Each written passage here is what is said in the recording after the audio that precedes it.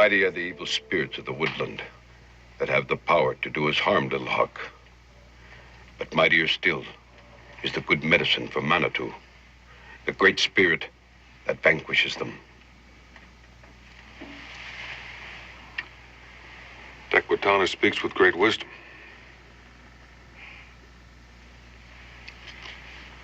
For many moons, there's been war between us, Tequitana.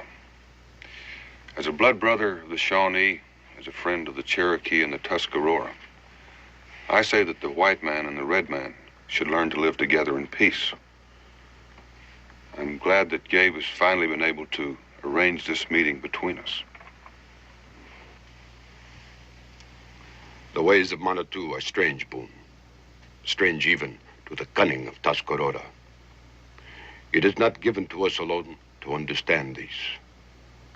What remains mysterious to us may be knowledge to the white man. That is why I call you here today. The white medicine man. He is still in Boone's barrel. The white teacher, Pickering. It is Tequitana's wish to place his son in the white man's school. To bring friendship and understanding between white man and Tuscarora.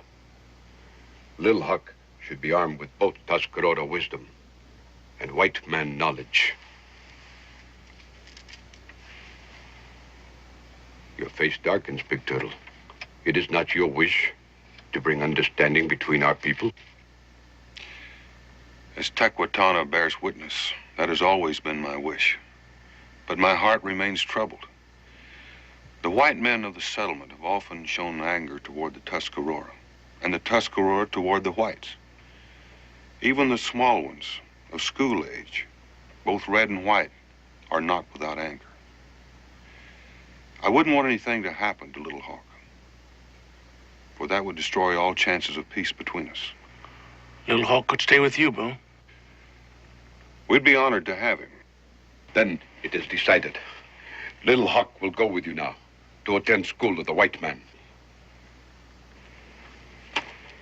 Farewell, my son. Stand proud. Listen wisely. I know you will not disgrace us in the school of the white man.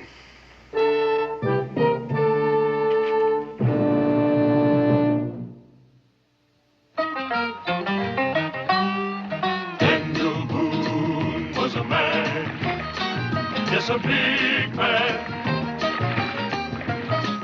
with an eye like an eagle and as tall as a mountain was he.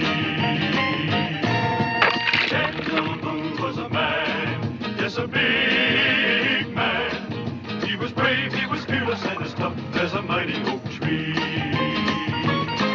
From the coonskin cap on the top of old Dan to the heel of his rawhide shoe, the rippin'est, roaring'est, fighting'est man the frontier ever knew. Daniel Boone was a man, yes, a big man, and he fought for America to make all Americans free. Daniel Boone.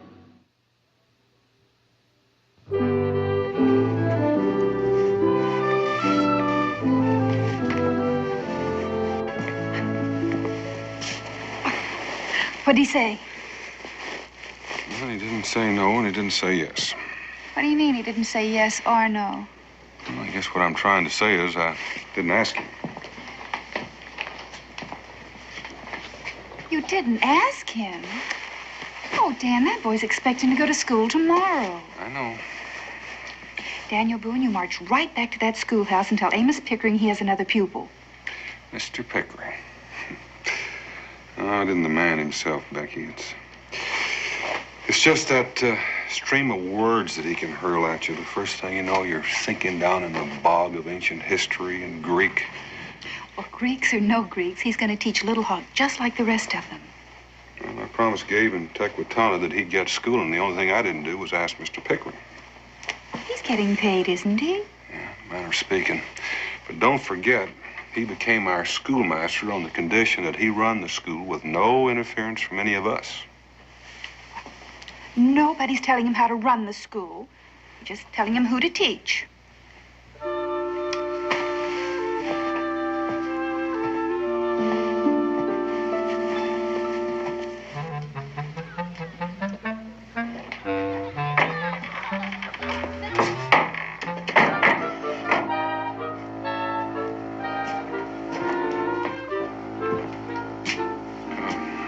Mr. Pickering? Oh, Mr. Boone, I didn't hear you come in. I'm sorry to interrupt you. Non omnia possumus omnes. When I read Virgil, I lose all sense of time. Don't you? I have enough trouble ciphering English, let alone Latin. Then let me translate. We are not all capable of everything. And they say Latin is a dead language.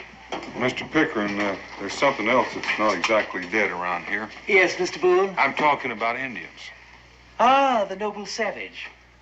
Well, the truth of the matter is they're no more noble than we are, or more savage. They're just people. Come to the point, Mr. Boone. Well, what I'm trying to say is that I promised an Indian chief we'd give a son of his some schooling. You promised? I'm afraid I did. Splendid. It'll be a great challenge to mold a gentleman out of a little savage. I presume I shall be paid for my services? Oh, yes, indeed. Some people consider their coinage better than ours. Capital, Boone. Capital.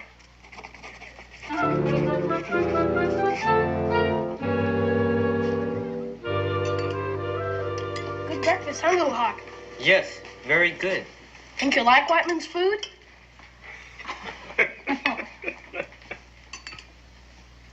What's wrong? Did I say something funny? I'm afraid you did, Israel. You call this white man's food. Well, it is, isn't it? I've been eating it all my life. Blueberries, Johnny cake with honey, and broiled trout. That's Indian food, Israel. We got it from them. Indians were making pancakes out of cornmeal and eating it with wild honey long before the white man came.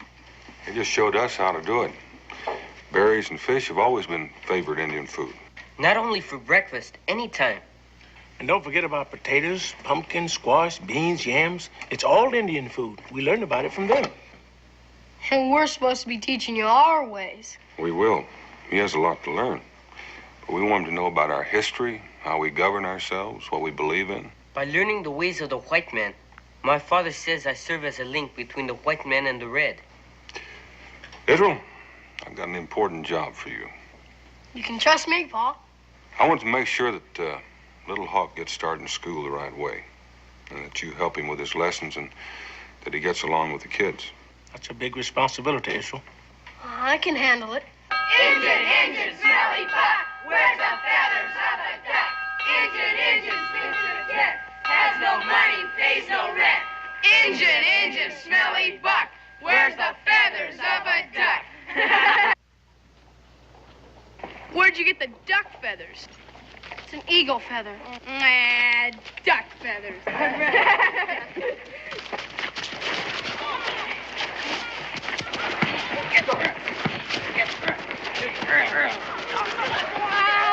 Stop it! Stop it this instant! Get up. Get up, all of you. Stop this. You know I never permit violence in my school.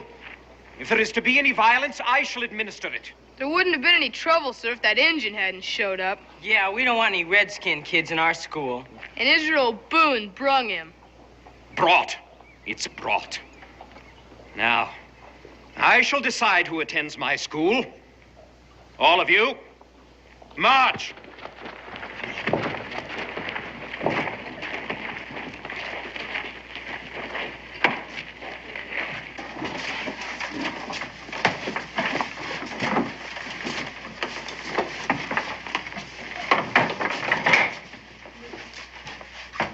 I've had enough trouble for one day. I will tolerate no more. Now, before we begin today's lesson, I want to make very clear my position with regard to our new pupil. Now then, as a settlement, we have had our problems with the Tuscarora. And I dare say they have had their problems with us. But hopefully, we are in a new era of good feelings.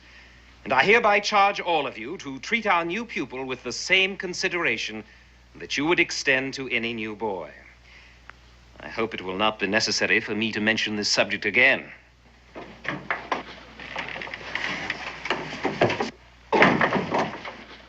Oh, Mr. Boone. Well, excuse me, Mr. Pickering. I didn't mean to interrupt. It's always a privilege to welcome the leader of our community.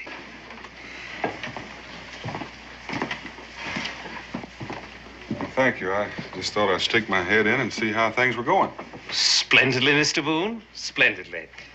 Did you think otherwise? No, sir. Little Hawk's father is aware that the schoolmaster must be paid monthly for giving education in wampum or white man's goods. That's correct. Payment in advance. 1 pair of moccasins. To comfort your feet. 1 dried fish. Good to eat. Last many weeks. 1 bear claw necklace. A necklace of bear claws? To wear on festivals and holidays. But bear claws? Well, as you say yourself, Mr. Pickering, each pupil according to his ability to pay. Yes. It's Little Hawk's most cherished possession. He killed the bear himself. It must have been a very large bear. In his tribe, it's a part of the test of manhood. How'd you kill him? With a spear. Well, that took great courage. You had to get quite close. All right, class, resume your seats.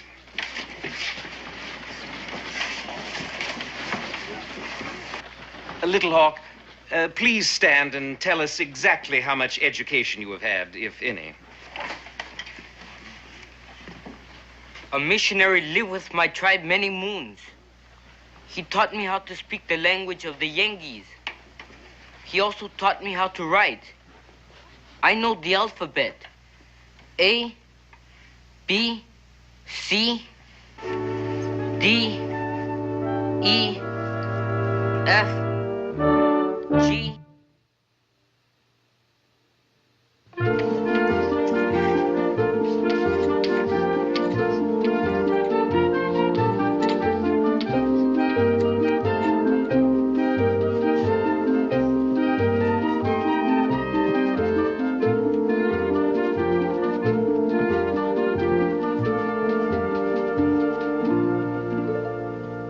Wonder how the boys are doing in school, Boone. Oh, I reckon they've had time to settle down. Gabriel never was much of a scholar, but he's taken to it without too much request. At least he's never made a ruckus. As for Little Hawk, I reckon he's had time to get used to the routine, settle down. Wouldn't surprise me to learn that he fits in just like a hand in a glove. All in all, I'd say things couldn't be much better. Now then, the lower grades will write 3 verses from Mother Goose, from memory. Watch your penmanship. The middle grades will work out these problems in arithmetic at your desks.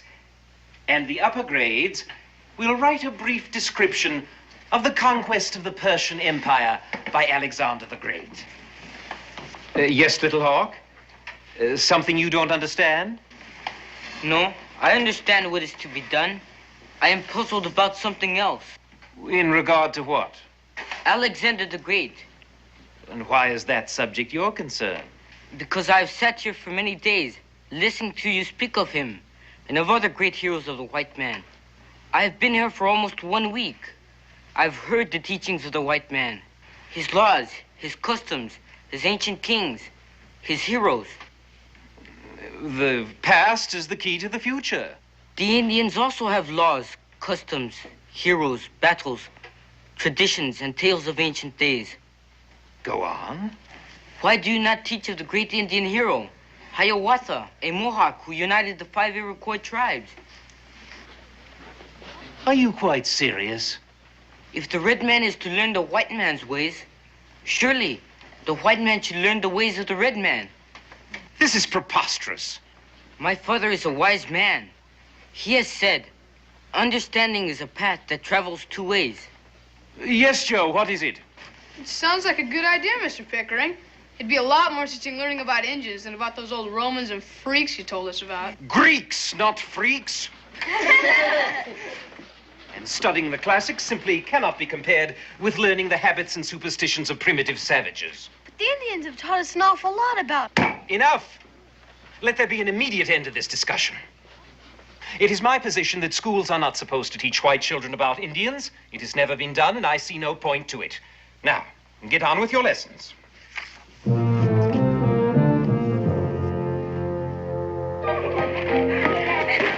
Little Hawk, tell us some more things about the Redskins. Yeah, tell us what you want old Pickering to teach us about. There's too much to know. It would take many moons. I cannot tell everything in one afternoon. Just give him an idea. Tell him some of the tests you had to take for that manhood. Yeah. Most of it is secret. I would first have to get permission from the tribal elders. But I can tell you this.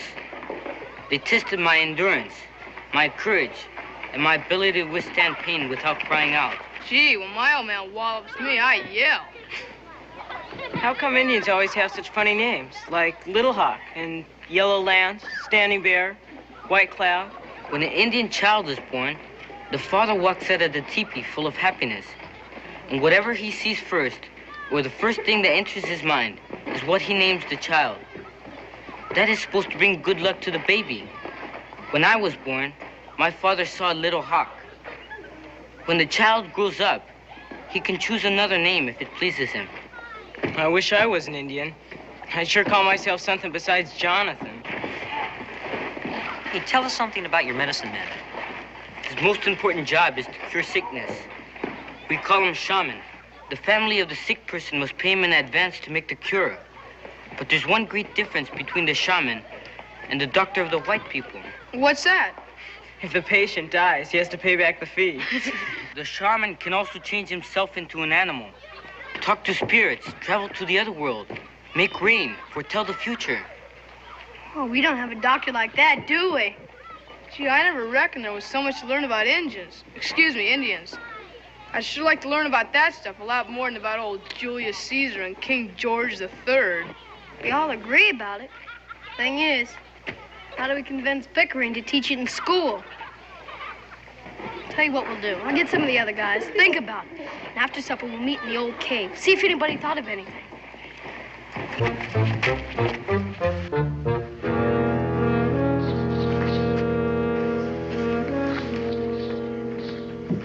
Looks like everybody's here. Anybody got any ideas? Suppose we all stay out of school for a few days. That'd make old Pickering give in. Nah, that's no good. Then our folks will paddle us for not going. Yeah, they'd give us extra chores if we're not in school. Yeah, that's right. Hey, look. We want old Pickering to start teaching us about Indians, right? Sure, we've already decided that. And we're sore because he won't do it, right? Joe Higby, will you stop telling us stuff we already know? What you don't know is we got us what they call a grievance. What's a grievance? It's something that ain't fair. Grievances are what the Patriots had at the First Continental Congress. We learned about it in school. Hey, that's right. Yeah, it kind of stuck in my mind at the time because I had a grievance that we had to learn about all them grievances. Well, anyway, remember what the delegates did at the Congress? Well, sure. They picked a committee, and then the committee made a list of all the colonial grievances. And they presented it all to the king in the form of a petition. That's what I'm talking about. What are you talking about? A petition to Pickering. Hey, that's good. Well, if the Patriots who started this country can do it, so can we. Pickering will have to give in. He's the one who told us about it.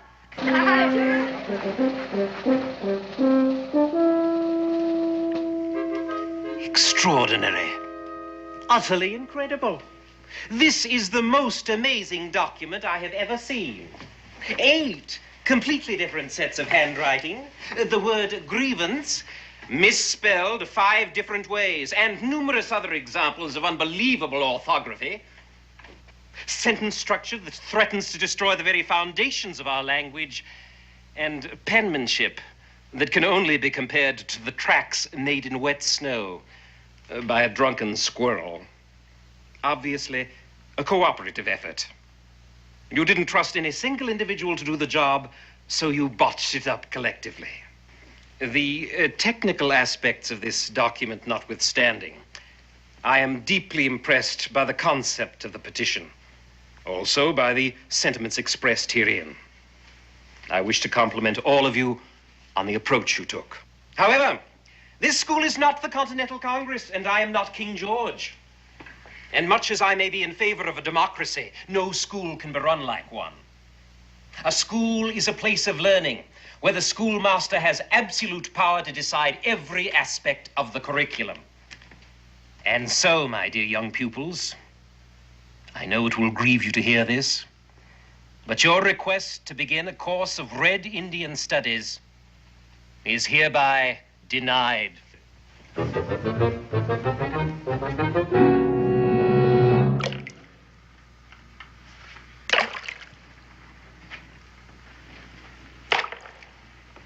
Seems like the only thing old Pickering knows about partitions is how to spell it. What do we do now? I don't know. Tuscarora have wise saying, Chikwasea tush pachinio. What does that mean? Silence is the ambush of the weak. You mean...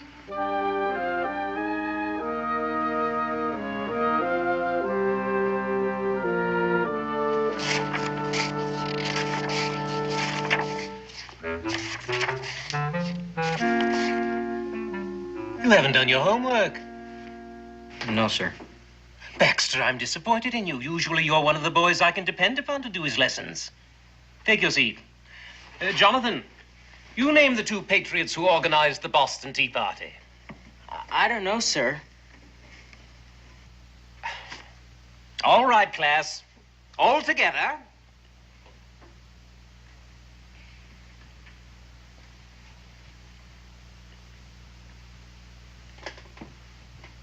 This is most unusual. Doesn't anybody know anything?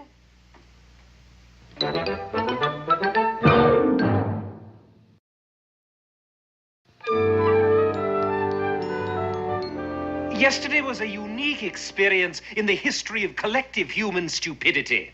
Never have I seen a class so utterly devoid of knowledge.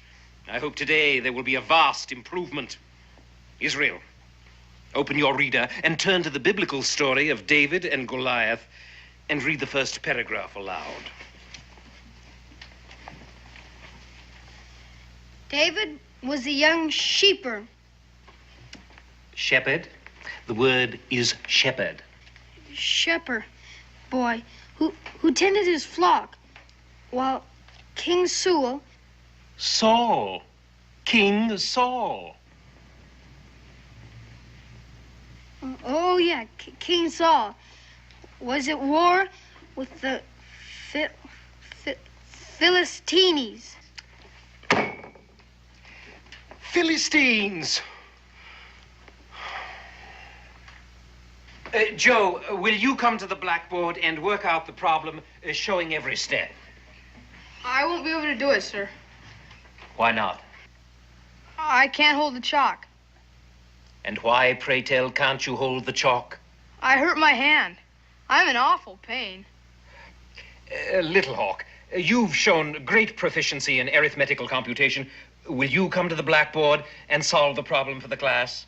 I cannot hold the chalk either, sir. What happened to you? I was wrestling with Joe. I too hurt my hand. Extraordinary. Perhaps you'll all feel better after lunch. Class dismissed.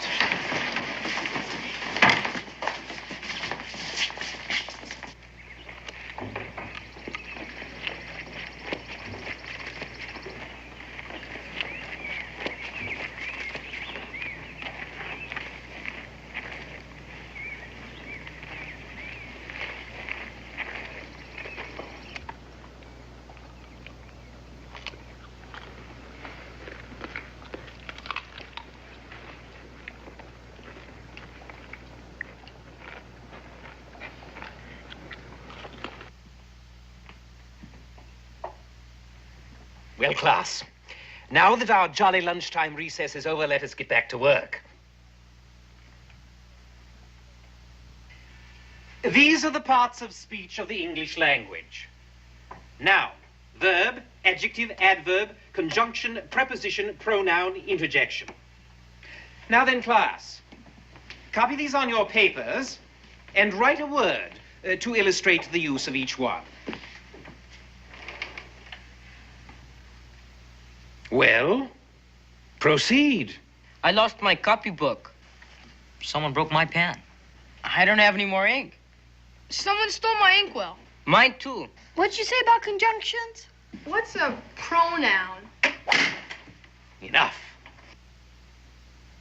Well, my friends, we have come to the end of a most interesting experience. This has all been a clever little plot to bring me to heel, eh? I would not exceed your demands to provide instruction about Indians. So you call a general revolt to bring me to heel. You seem eager to learn. Well, you will learn one very important lesson. Amos Pickering is not a man to be easily intimidated. I am herewith breaking up the revolt. I know who the ringleaders are, and they will be dealt with. Israel Boone, you will proceed to the woodpile and chop wood for the classroom stove. A 3-month supply will do for the start. Little Hawk, my wily redskin antagonist, you will secure whitewash, a bucket and a brush, and proceed to paint the schoolhouse and the fence. Joseph Higby, Jonathan Latimer, and Baxter Warren, you 3 co-conspirators will write 1,000 times the sentence, "I will not scheme against my teacher again." Well now, get on with it.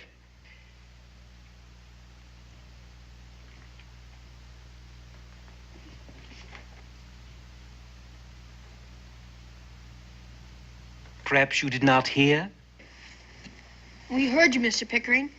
And we're not going to do it. We're not going to be disciplined for doing something that we believe in. Indeed. I will not tolerate defiance, nor I suspect will your parents, when I call a town meeting for tomorrow night.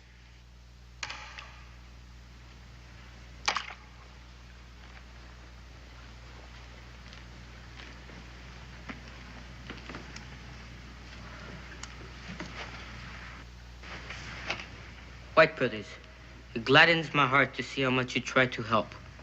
Do not blame yourselves for having failed. Now it is my turn. Got an idea? I will go into the forest and pray and fast all night. I will ask Manitou, the Great Spirit, for guidance. He will tell me what we must do. Think it'll work?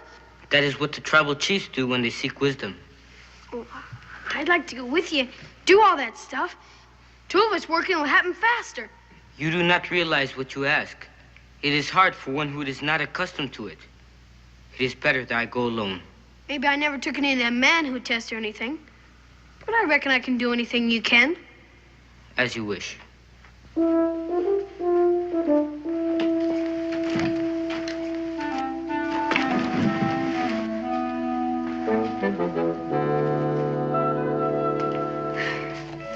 a frost in the air tonight, boys. You sure you're not going to eat some more cover?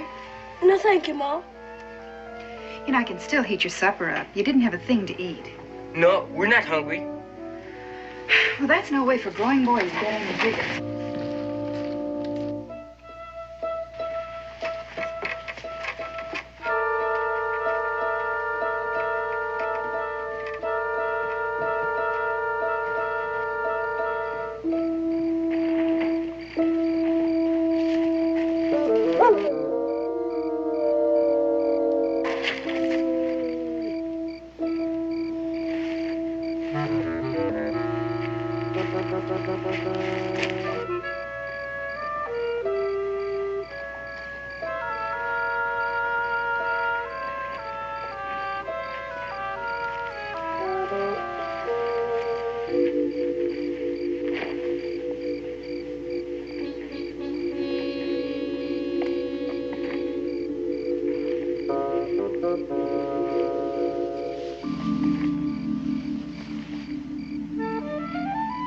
What are you doing? It's freezing out here. All right.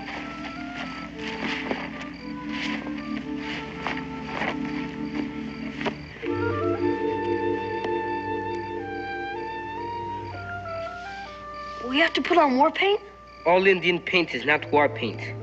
We paint our bodies and our faces for different reasons. and in different ways. This is ceremonial paint.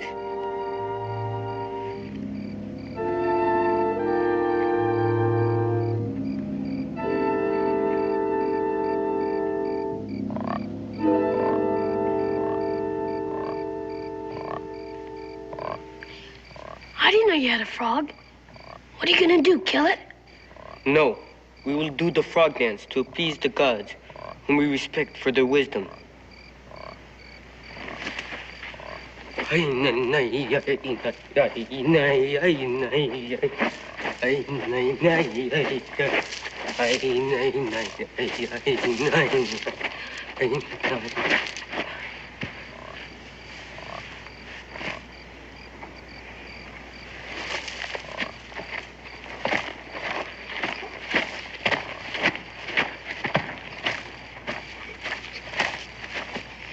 Can I keep dancing? Keeps me warm. Just ask him.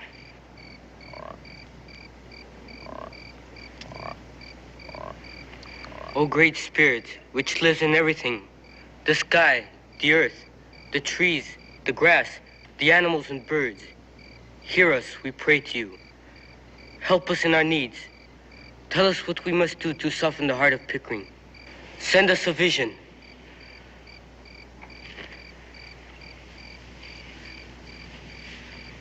Oh, great spirit, I'm not an Indian, so I don't know if you're supposed to listen to me. But I'd sure be mighty pleased if you came through with everything Little Hawk just got through asking.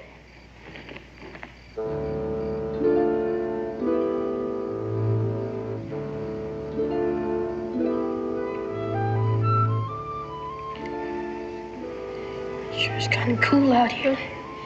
This paint doesn't do much to keep a fellow warm.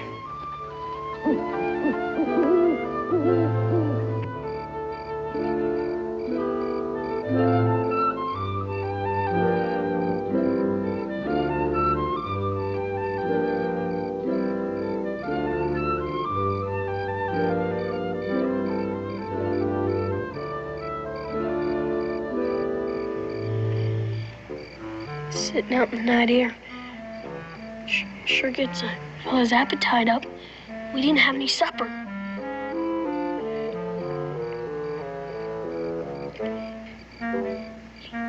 You know what I do when I'm hungry at home in the middle of the night?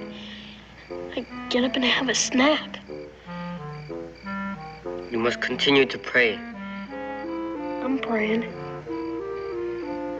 Praying I had some food. It is important to refrain from eating. Only by fasting and praying will the Great Spirit help us.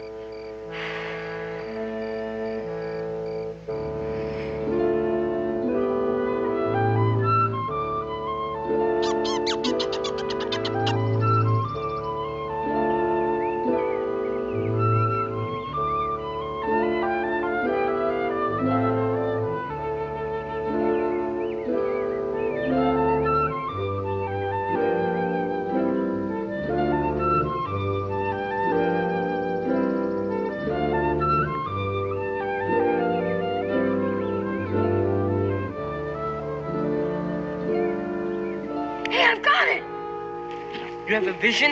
I reckon I do. The Great Spirit of the Indians talked to me. I know just what to do to put the pressure on old Pickering. What is it? Tell me. I'll be glad to tell you right after breakfast. Oh, thanks a lot, Great Spirit. Come on.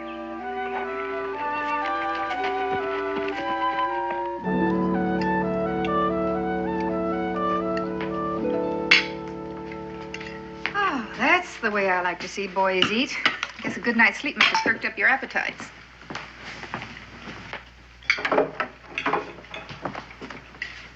Pedro, would you come out here a minute? Sure, Pa.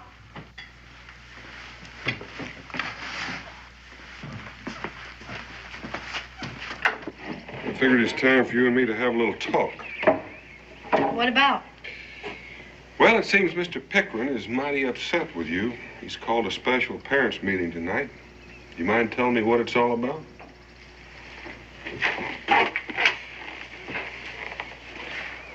Fact is, I don't like school anymore. It's kind of sudden, isn't it?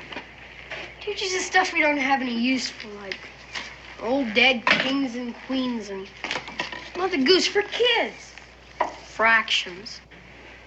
Mr. Pickering's a fine teacher. He's teaching you important things like our country got its independence.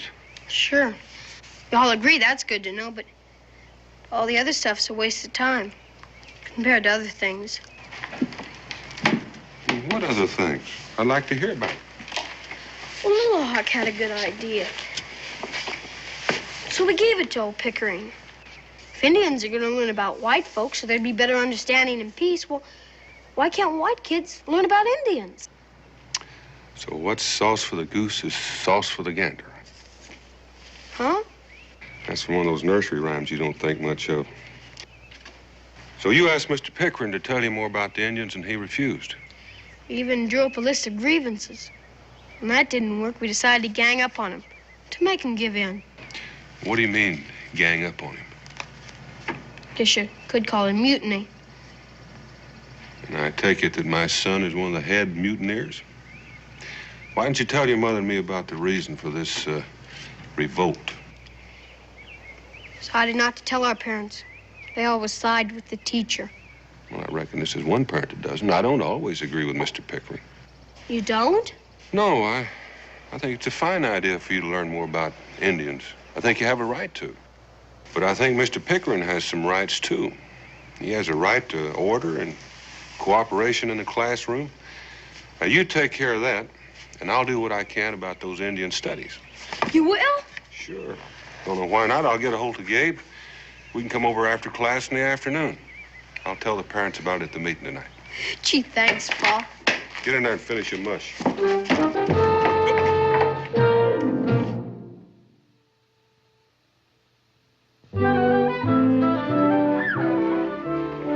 What, you stay up all night and fast and pray? Sure we did. Did you get a vision from the Great Spirit? He did. I thought of a great plan. We won't need it now. Why not? Because we're going to get all we want. I talked my Pa into it. How do we know we can trust him? You saying you can't trust my Pa? I'm saying you can't trust any grown-ups. Not when they're all together. Well, I guess we're just going to have to attend that town meeting tonight. And I confess that I am completely powerless to cope with such insurrection. Since the situation is so critical, I put it to you. You parents are the only ones who can deal effectively with your own children and crush this odious threat to the very existence of our school. I say without trouble making young'uns need is a good tannin. I think it's the only way to learn them respect. That's what We've heard from Mr. Pickering, and no doubt he's been sorely put on, and we've also heard from Mr. Higbee, and I can see that most of you favor his notion.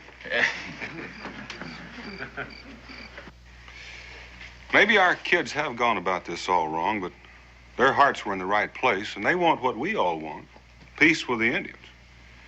And they think maybe that'll be easier to come by if they know more about them.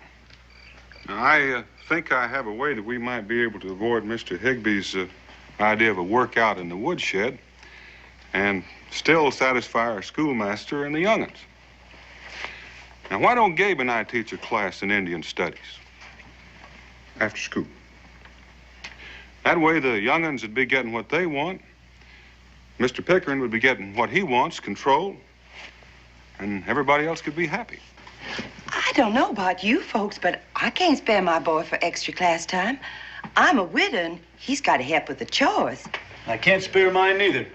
What good is it to know about Indians? It ain't important. That's right, it ain't. The most important things that we try in school and learn. Our kids think it is. Well, maybe we ought to listen to them for a change. Now, all they need to know is reading, writing, and arithmetic. Now, that's what school is for. Well, that's right, and that's what we should do. Let's put it to a vote. Ladies and gentlemen, there will be no vote. Mr. Boone, your son is the ringleader of a group of rebels. He has incited them to unruly behavior, disruption of orderly routine, and open defiance of my authority. And you, sir, have the temerity to propose teaching my pupils a subject I have decided was non-essential. By so doing, you also are undermining my authority. Under the circumstances, I have no alternative but to resign immediately. And you, sir, if you so ardently wish to become a teacher, can take over the entire school yourself. You can't leave. Somebody else. Because schoolmasters are harder to find than feathers on a fish. We'll be months looking for another teacher. And all that time, our young'uns ain't got no schooling at all. I guess there's nothing to do except go ahead with plan. Well, you know, when the parents of Boonesboro get all riled up, they certainly can turn the air blue, and you blistered me pretty good. I feel that the kids would have benefited from Indian studies, but maybe you're right, and certainly regular school studies come first, and I wouldn't want to lose Mr. Pickering. So, I'll just withdraw my suggestion. Yeah. A wise decision, Mr. Boone. We all thank you. Now then, let's get on to other problems. We will have more pupils in school next year. We need to expand the schoolhouse, buy additional supplies. So if we set up a community fund and all the families that have a child in school contributes to it, we'll have enough easily to get our supplies.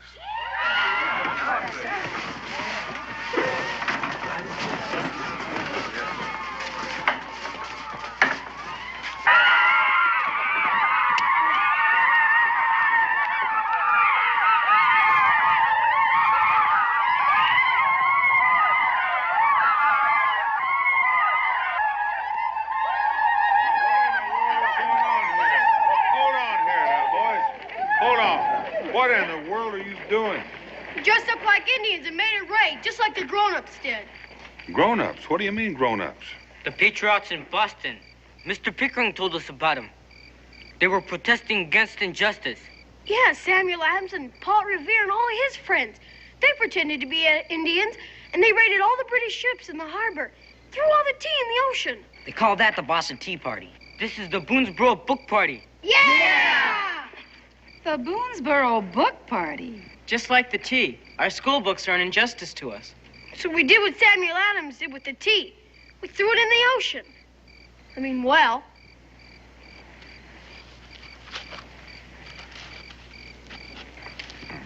Well, Mr. Pickering, you're a real good teacher. These young'uns have learned their lessons real well.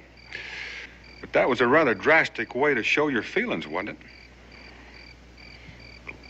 Just did what we reckoned was right, Pa. We had courage of our conviction, which you say people should always have. Just following your advice.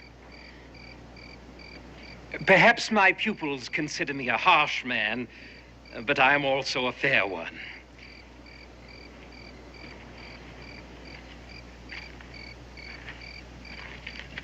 Above all, I admire courage and independence of spirit. I can't help respect what my boys have done in defense of a principle.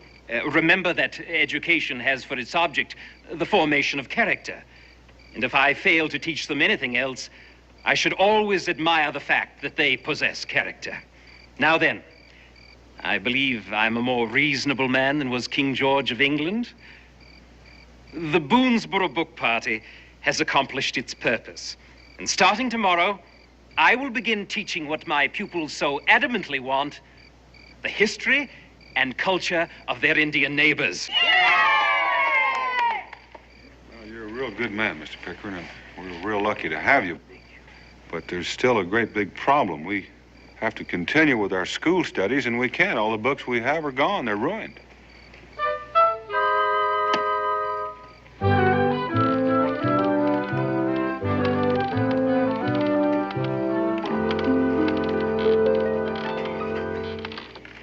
Pa.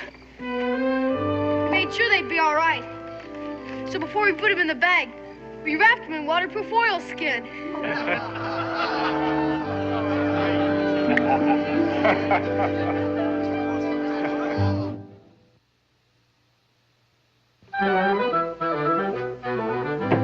I will outline briefly the areas we will cover. Regretfully, I am a novice in this field, but Mr. Boone and Mr. Cooper have graciously volunteered to help me whenever I falter. You might just say we're visiting professors. Only you won't have to pay us in dried fish or bear claw necklaces. There are many Indian tribes in North America, all of them loosely related. but their languages, customs, and traditions differ greatly.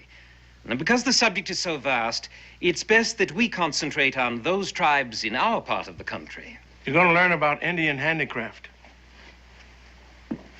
As Little Hawk knows, the Indians are great pottery makers and basket weavers. And I'll teach you about this picture writing, which tells about their customs and legends. We'll cover Indian government, their political organizations, their treaties, their laws. It may come as a surprise to many white people, but the 5 nations of the Iroquois Confederacy, the Mohawk, Oneida, Onondaga, Cayuga, and Seneca, are very advanced politically. They have elected representatives, and they meet in a council house somewhat like our Congress. I reckon I'm going to help Mr. Pickering tell you about Indian heroes. Pontiac, the chief of the Ottawas. Hiawatha, a Mohawk who united the 5 Iroquois tribes. Logan, the fighting chief of the Cayugas. Logan's Indian name was Hayutaha. Hayuta.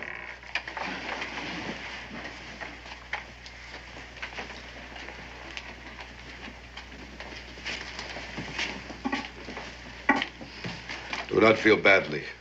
To an Indian, the name Pickering is just as difficult. I have been listening to your words, and to those of Boone, and to the mighty chief of the Blackskin, Kanawachakahu. I did not send my son to the school of the white man to learn about the ways of the Indian. Well, Chief, the way it's working out, we're learning from one another. You have filled my heart with gladness for what you have done for Little Hawk. Thank you. But now, I have come to take my son with me. Must he leave now? It's time for the tribe to move on. They have to go where there's fresh game. We will come back in 6 or 7 moons. Can't you stay behind? I have passed the test for manhood. I must do my share of the hunting. Little Hawk. There will always be a place for you here. Until you come back, keep this with you. It is good medicine. I will keep it to ward off the evil spirits of ignorance.